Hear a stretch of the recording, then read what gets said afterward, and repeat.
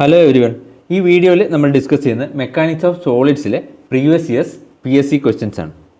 First question: in the case of stress strain curve for mild steel bar, when conducted a tensile stress, strain goes on increasing without an appreciable load.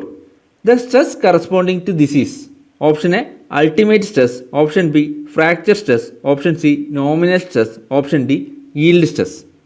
അതായത് mild steel ബാറിൻ്റെ tensile test നടത്തുമ്പോൾ നമുക്ക് കിട്ടുന്ന stress strain കർവിൽ ഒരു particular പോയിന്റിലെത്തുമ്പോൾ ലോഡിൽ കാര്യമായിട്ട് increase ഇല്ലാതെ തന്നെ സ്ട്രെയിനിൽ ഒരു സിഗ്നിഫിക്കൻറ്റ് ഇൻക്രീസ് നമുക്ക് കാണാൻ പറ്റും. ഈ പോയിന്റിന് കറസ്പോണ്ടിങ് ആയിട്ടുള്ള സ്ട്രെസ് ഏതാണെന്നാണ് ക്വസ്റ്റ്യൻ. ഇവിടെ കാണിച്ചിരിക്കുന്നത് നമ്മളൊരു mild steel specimen tensile test നടത്തി കഴിഞ്ഞാൽ കിട്ടുന്ന സ്ട്രെസ് സ്ട്രെയിൻ കർവാണ്. ഈ സ്ട്രെസ് സ്ട്രെയിൻ കർവ് അനലൈസ് ചെയ്ത് കഴിഞ്ഞാൽ നമുക്ക് മനസ്സിലാവുന്ന കാര്യം, ലോഡ് ഇൻക്രീസ് ചെയ്യുന്നതനുസരിച്ചിട്ടുണ്ടാകുന്ന ഇൻഡ്യൂസ്ഡ് സ്ട്രെസ് അപ് ടു ഒരു പർട്ടിക്കുലർ പോയിന്റ് വരെ ഡയറക്റ്റ്ലി പ്രൊപ്പോർഷണൽ ടു സ്ട്രെയിൻ ആയിരിക്കും. ഈ ഒരു പർട്ടിക്കുലർ പോയിന്റിനെയാണ് നമ്മൾ പ്രൊപ്പോർഷണൽ ലിമിറ്റ് എന്ന് പറയുന്നത്. Up to proportional limit stress is directly proportional to strain. ഈ ലോ ആണ് നമ്മൾ ഹൂക്സ് ലോ എന്ന് പറയുന്നത്. Within proportional limit stress is directly proportional to strain. ഇതാണ് ഹൂക്സ് ലോ പറയുന്നത്. ഇനി നമ്മൾ ലോഡ് ഫർദർ ഇൻക്രീസ് ചെയ്യുന്നതനുസരിച്ചിട്ട് ഒരു പർട്ടിക്കുലർ പോയിന്റ് വരെ മെറ്റീരിയലിന് അതിൻ്റെ എലാസ്റ്റിക് പ്രോപ്പർട്ടി കീപ്പ് ചെയ്യാൻ പറ്റും. ഈ ഒരു പർട്ടിക്കുലർ പോയിന്റിനെയാണ് നമ്മൾ ഇലാസ്റ്റിക് ലിമിറ്റ് എന്ന് പറയുന്നത്. Within elastic limit material can regain its original shape after removal of load. Load remove ചെയ്ത് കഴിഞ്ഞ് കഴിഞ്ഞാൽ മെറ്റീരിയലിന് അതിൻ്റെ ഒറിജിനൽ ഷേപ്പ് റീഗെയിൻ ചെയ്യാൻ പറ്റും. ഈ ലിമിറ്റിനാണ് നമ്മൾ ഇലാസ്റ്റിക് ലിമിറ്റ് എന്ന് പറയുന്നത്. ഈ ഒരു റീജിയനെ നമ്മൾ പറയുന്നതാണ് elastic region. Up to elastic limit വരെയുള്ള റീജിയനാണ് നമ്മൾ ഇലാസ്റ്റിക് റീജിയൻ എന്ന് പറയുന്നത്. ഇനി നമ്മൾ ലോഡ് ഫർദർ ഇൻക്രീസ് ചെയ്യുന്നതനുസരിച്ചിട്ട് ഒരു പർട്ടിക്കുലർ പോയിന്റിലെത്തുമ്പോൾ മെറ്റീരിയലിൻ്റെ പ്ലാസ്റ്റിക് ഡീഫോർമേഷൻ സ്റ്റാർട്ട് ചെയ്യും, അല്ലെങ്കിൽ മെറ്റീരിയലിന് മോളിക്കുലാർ ബ്രേക്ക് ഡൗൺ സംഭവിക്കും. ഈ ഒരു പർട്ടിക്കുലർ പോയിന്റിനെയാണ് നമ്മൾ ഈൽഡ് പോയിന്റ് എന്ന് പറയുന്നത്. ഈ ഈൽഡ് പോയിന്റിന് കറസ്പോണ്ടിങ് ആയിട്ടുള്ള സ്ട്രെസ്സാണ് ഈൽഡ് സ്ട്രെസ്. ഇനി ഈ അപ്പർ ഈൽഡ് പോയിന്റിന് ശേഷം ലോഡിൽ കാര്യമായിട്ട് ഇൻക്രീസ് ചെയ്യാതെ തന്നെ സ്ട്രെയിനിൽ കാര്യമായിട്ടുള്ള അല്ലെങ്കിൽ സിഗ്നിഫിക്കൻ്റ് ആയിട്ടുള്ള ഒരു ഇൻക്രീസ് നമുക്ക് കാണാൻ പറ്റും. ഈ ഒരു ഫിനോമിന ഒരു പർട്ടിക്കുലർ പോയിന്റ് വരെ കണ്ടിന്യൂ ചെയ്യും. ആ ഒരു പർട്ടിക്കുലർ പോയിന്റിനെയാണ് നമ്മൾ ലോവർ ഈൽഡ് പോയിന്റ് എന്ന് പറയുന്നത്. ഇനി ലോവർ ഈൽഡ് പോയിന്റിന് ശേഷം ഡക്റ്റൈൽ മെറ്റീരിയലിൽ നമ്മൾ ലോഡ് ഇൻക്രീസ് ചെയ്യുന്നതനുസരിച്ചിട്ട് സ്ട്രെസ് വീണ്ടും ഇൻക്രീസ് ചെയ്യാൻ തുടങ്ങും. ഇങ്ങനെ ഇൻക്രീസ് ചെയ്ത് ഒരു മാക്സിമം വാല്യൂ വരെ എത്തും, അല്ലെങ്കിൽ മെറ്റീരിയലിന് ബിയർ ചെയ്യാൻ പറ്റുന്ന മാക്സിമം സ്ട്രെസ് വരെ എത്തും. ആ ഒരു പോയിന്റിനെയാണ് നമ്മൾ അൾട്ടിമേറ്റ് സ്ട്രെസ് എന്ന് പറയുന്നത്. മെറ്റീരിയലിന് മാക്സിമം ബിയർ ചെയ്യാൻ പറ്റുന്ന സ്ട്രെസ്സാണ് എന്ത്? Ultimate stress. ഈ ലോവർ ഈൽഡ് പോയിന്റ് മുതൽ അൾട്ടിമേറ്റ് സ്ട്രെസ് വരെയുള്ള റീജിയനെയാണ് നമ്മൾ സ്ട്രെയിൻ ഹാർഡനിങ് റീജിയൻ എന്ന് പറയുന്നത്. ഇനി അൾട്ടിമേറ്റ് സ്ട്രെസ്സിന് ശേഷം വീണ്ടും ലോഡ് ഇൻക്രീസ് ചെയ്യുന്നതനുസരിച്ചിട്ട് സ്ട്രെസ് റെഡ്യൂസ് ചെയ്യാൻ തുടങ്ങും. മെറ്റീരിയലിൽ ഫിസിക്കലായിട്ട് ഒരു നെക്കിംഗ് ഫിനോമിനൻ കാണാൻ പറ്റും. ഈ ഫിഗറിൽ കാണിച്ചതുപോലെ മെറ്റീരിയലിലെ ഏരിയ റെഡ്യൂസ് ചെയ്ത് നെക്കിംഗ് കാണാൻ പറ്റും. അങ്ങനെ ഫൈനലി ഒരു പോയിന്റിലെത്തുമ്പോൾ മെറ്റീരിയൽ ബ്രേക്ക് ഡൗൺ ആവും. ഈ പോയിന്റിനെയാണ് നമ്മൾ ഫ്രാക്ചർ പോയിന്റ് എന്ന് പറയുന്നത്. അപ്പോൾ ഈ പറഞ്ഞിരിക്കുന്നതാണ് മൈൽഡ് സ്റ്റീലിൻ്റെ അല്ലെങ്കിൽ ഡക്റ്റൈൽ മെറ്റീരിയലിൻ്റെ ഫെയിലിയർ പാറ്റേൺ. അപ്പോൾ നമ്മുടെ ക്വസ്റ്റ്യനിൽ ചോദിച്ചിരിക്കുന്നത് ലോഡിൽ അപ്രീഷ്യബിൾ ഇൻക്രീസ് ഇല്ലാതെ സ്ട്രെയിനിൽ സിഗ്നിഫിക്കൻറ്റ് ഇൻക്രീസ് ഉണ്ടാകുന്ന പോയിന്റിന് കറസ്പോണ്ടിങ് ആയിട്ടുള്ള സ്ട്രെസ്സാണ്. Answer option D, yield stress.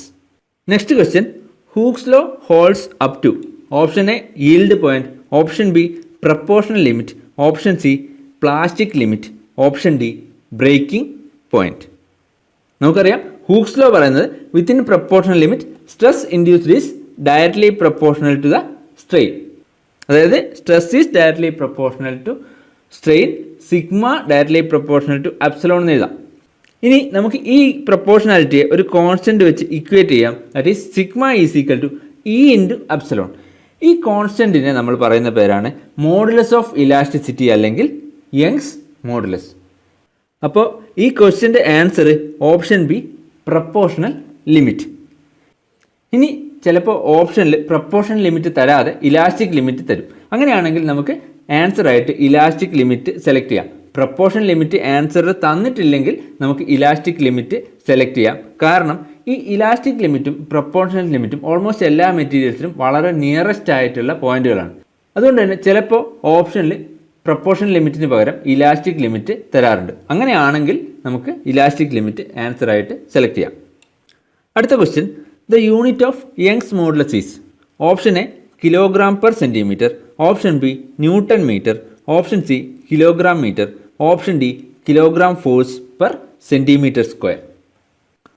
നമുക്കറിയാം യങ്സ് മോഡുലസ് എന്ന് വെച്ച് കഴിഞ്ഞാൽ സ്ട്രെസ് ബൈ സ്ട്രെയിൻ. ഇനി ഇതിൽ സ്ട്രെസ്സിൻ്റെ യൂണിറ്റ് നോക്കുകയാണെങ്കിൽ നമുക്കറിയാം സ്ട്രെസ് എന്ന് വെച്ച് കഴിഞ്ഞാൽ reaction force per unit area ആണ്. ഫോഴ്സിൻ്റെ യൂണിറ്റ് ന്യൂട്ടൺ, ഏരിയയുടെ യൂണിറ്റ് മീറ്റർ സ്ക്വയർ. അപ്പോൾ സ്ട്രെസ്സിൻ്റെ unit newton per metre square. ഇനി സ്ട്രെയിൻ എന്ന് വെച്ച് കഴിഞ്ഞാൽ change in dimension by original dimension ആണ്. അപ്പോൾ സ്ട്രെയിനിന് യൂണിറ്റ് ഇല്ല. അതുകൊണ്ട് തന്നെ യങ്സ് മോഡുലസിൻ്റെ യൂണിറ്റ് എന്ന് വെച്ച് കഴിഞ്ഞാൽ സ്ട്രെസ്സിൻ്റെ യൂണിറ്റിന് ഈക്വൽ ആയിരിക്കും. അപ്പോൾ SI unit of Young's modulus is newton per metre square. നമ്മുടെ ഓപ്ഷനിൽ ന്യൂട്ടൺ പെർ മീറ്റർ സ്ക്വയർ തന്നിട്ടില്ല. നമ്മുടെ ഓപ്ഷനിൽ തന്നിരിക്കുന്നത് CGS യൂണിറ്റ് ആണ്. അതായത് ന്യൂട്ടൺ എന്ന് വെച്ച് കഴിഞ്ഞാൽ കിലോഗ്രാം ഫോഴ്സ്, താഴെ ഏരിയ തന്നിരിക്കുന്നത് സെൻറ്റിമീറ്റർ സ്ക്വയറിൽ, CGS unit kilogram force per centimetre square. Answer option D kilogram force per centimetre square. അടുത്ത question, the value of Poisson's ratio for cork and concrete are. Option A 0.1 and 0, option B 0 and 0.5, option C 0 and 0.1, option D 0.5 and 0. Poisson ratio എന്താണെന്ന് നോക്കാം. Poisson ratio എന്ന് വെച്ച് കഴിഞ്ഞാൽ ratio of lateral strain to longitudinal strain. Lateral സ്ട്രെയിൻ്റെയും longitudinal സ്ട്രെയിൻ്റെയും റേഷ്യോനെയാണ് നമ്മൾ Poisson ratio എന്ന് പറയുന്നത്. അതായത് നമ്മളൊരു മെറ്റീരിയലിൽ ടെൻസൈൽ ഫോഴ്സ് അപ്ലൈ ചെയ്യുമ്പോൾ അതിൻ്റെ ലീനിയർ ഡയമെൻഷനിൽ ഇൻക്രീസ് ഉണ്ടാവും.